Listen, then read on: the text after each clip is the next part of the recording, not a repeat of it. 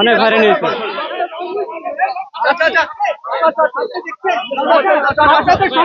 এই যে এত সময় নিয়ম কই আসছিল, কোথায় আসছিলেন আপনার প্রেস?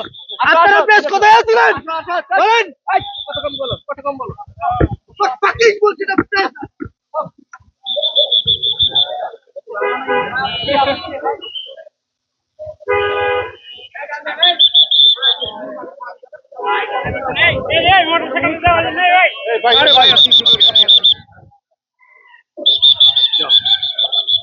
আমি দাঁড়াই আছি।